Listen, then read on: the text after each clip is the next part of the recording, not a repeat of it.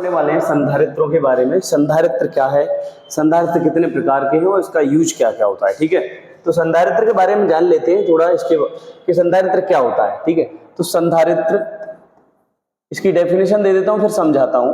संधारित्र एक ऐसी युक्ति है, संधारित्र एक ऐसी युक्ति है, युक्ति मतलब डिवाइस।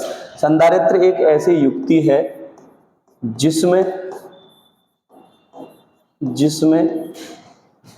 चालक की आकृति को बिना बढ़ाए, चालक की आकृति को बिना बढ़ाए, आकृति को बिना बढ़ाए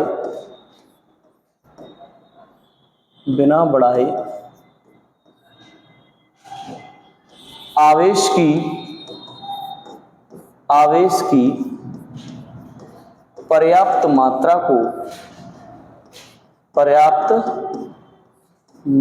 को संचित किया जा सकता है, संचित किया जा सकता है।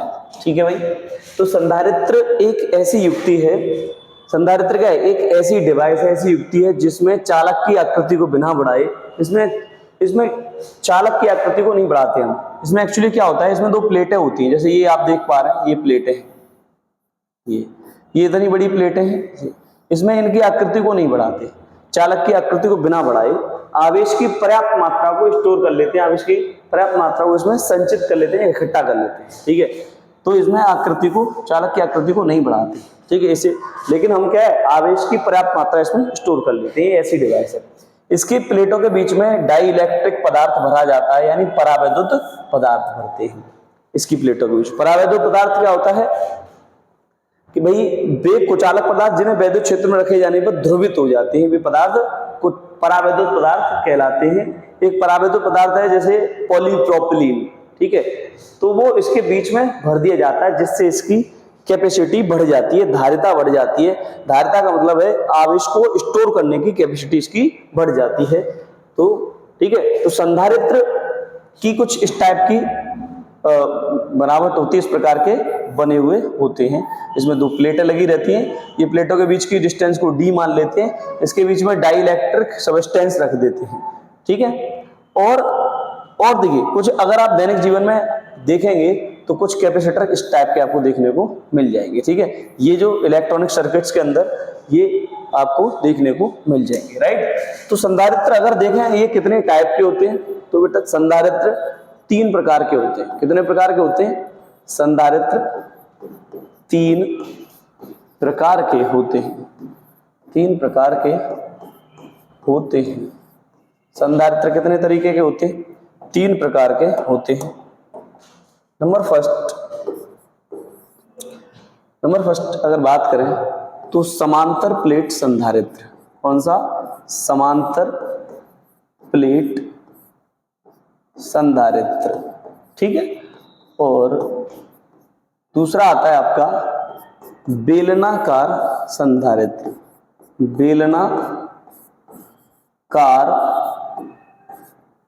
संधारित्र, ठीक है, बेलनाकार संधारित्र। और थर्ड है आपका गोलीय संधारित्र। कौन सा? गोलीय संधारित्र। ठीक है, तो ये संधारित्र जनरली यूज में आते हैं। अब संधारित्र के उपयोग की बात करें तो संधारित्र का यूज कहाँ किया जाता है? तो संधारित्रों का उपयोग, संधारित्रों का उपयोग अगर बात करें तो उपयोग कहाँ होता है? तो देखिए इलेक्ट्रॉनिक सर्किट्स में, वैद्युत परिपथों में, यानी विभिन्न प्रकार के वैद्युत परिपथों में।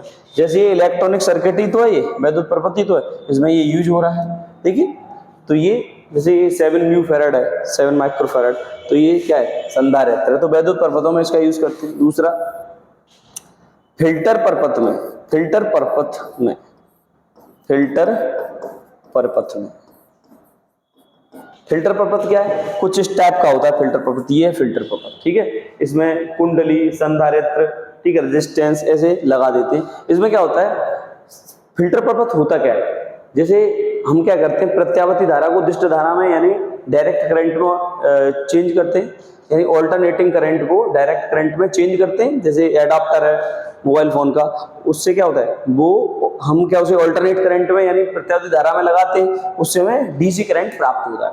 तो इसी प्रकार से जैसे हम प्रत्यावर्ती धारा को दिष्ट धारा में कन्वर्ट करते हैं, तो पूरी तरह से जो प्रत्यावर्ती धारा है वो पूरी तरह से डीसी में कन्वर्ट नहीं हो पाती है, उसमें कुछ मिलावट रहती है एसी की भी, यानी जो डीसी करंट में कन्वर्जन होता है उसका, उसमें एसी की भी कुछ मिलावट रहती है, यानी ऑल्टरनेटिव करंट भी उसके अंदर रहता है। तो हम चाहते हैं कि उसमें से शुद्ध धारा हमें या तो डीसी प्राप्त हो, एसी प्राप्त हो। एसी से तो अलग कर ही रहे हैं, एसी से हम डीसी प्राप्त कर रहे हैं, तो डीसी को प्राप्त करने के लिए क्या करते हैं, हम फिल्टर प्रपथ उसमें लगा देते हैं। तो फिल्टर प्रपथ एक ऐसा प्रपथ होता है जिसके द्वारा हम ऐच्छिक प्रकार की धारा को उसमें से अलग कर लेते हैं, उसे फिल्टर प्रपथ कहते हैं।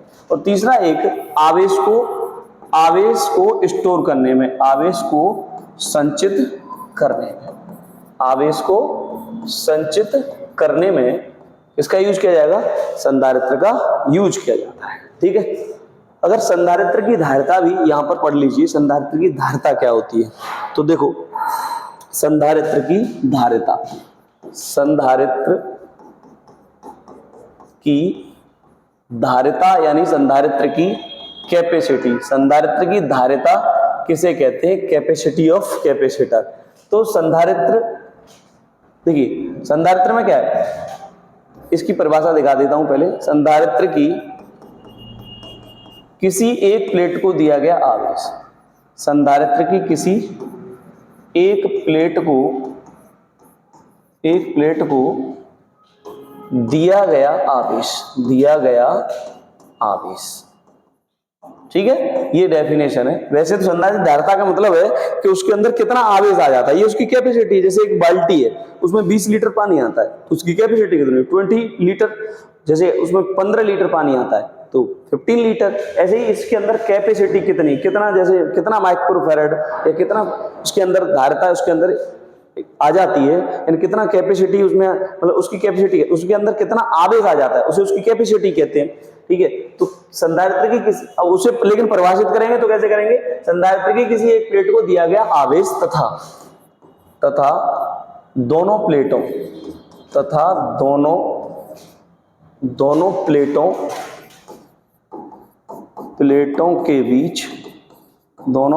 के बीच के विभवांतर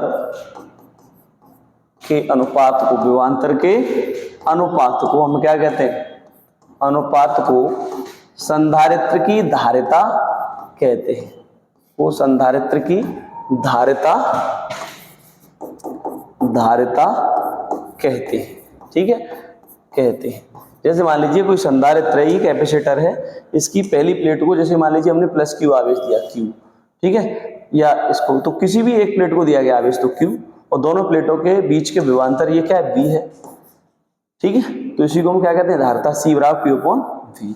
तो यहां से इसको इधर लिख देते हैं जहां पे हमने धारिता पढ़ी है। तो संधारित्र की किसी एक प्लेट को दिया गया आवेश तथा दोनों प्लेटों के बीच के विभवांतर के अनुपात को संधारित्र की धारिता कहते हैं। इसे C से प्रदर्शित करते हैं। इसे किससे प्रदर्शित करते हैं, C से प्रदर्शित करते हैं, ठीक है भाई। इसे C से प्रदर्शित करते हैं और C बराबर होता है, C बराबर क्या है भाई, Q अपॉन V। C बराबर होता है Q अपॉन V। इसका मात्रक क्या बनेगा, इससे बना लीजिए कूलाम प्रति वोल्ट। तो इसका मात्रक हुआ कूलाम प्रति वोल्ट, इसका मात्रक होता है भाई कूलाम प्रति वोल्ट, या इसका मात्रक होता है फैराड। क्या मात्रक है इसका, फैराड, ठीक है। जैसे हमारी पृथ्वी है, हमारी पृथ्वी भी क्या है, एक कैपेसिटर है, इसके अंदर भी बहुत सारी धारिता है, इसकी धारिता मतलब इसके अंदर भी आवेश को स्टोर करने की क्षमता है। तो हमारी पृथ्वी की अगर बात करें तो हमारी पृथ्वी की धारिता क्या है, पृथ्वी की धारिता, हमारी पृथ्वी की धारिता क्या है, अनंत है। हमारी पृथ्वी की धारिता क्या भाई, अनंत है। पृथ्वी की धारिता कितनी, पृथ्वी की धारिता क्या है? अनंत है। पृथ्वी की धारिता अनंत है। ठीक है। अच्छा, पृथ्वी का अगर विभव की बात करें तो पृथ्वी का विभव क्या है? शून्य है। पृथ्वी का विभव क्या होता है भाई? शून्य होता है। शून्य होता है। अगर हम ये कहें कि C बराबर Q अपॉन V से अगर V निकालें तो B बराबर Q अपॉन C, तो V बराबर Q अपॉन C की क्या इन्फिनिटी इन्फिनिटी का भाग देंगे तो V बराबर शून्य आ जाएगा। तो विभव होता है शून्य। ठीक है। धारिता होती है अनंत। राइट। तो ये था संधारित्र यानी कैपेसिटर और कैपेसिटर के प्रकार और उसके उपयोग। ठीक है। कैपेसिटर यानी संधारित्र की धारिता के लिए जो विभिन्न प्रकार के सूत्र हैं उसके लिए नेक्स्ट वीडियो में मुलाकात होगी। Thanks for watching.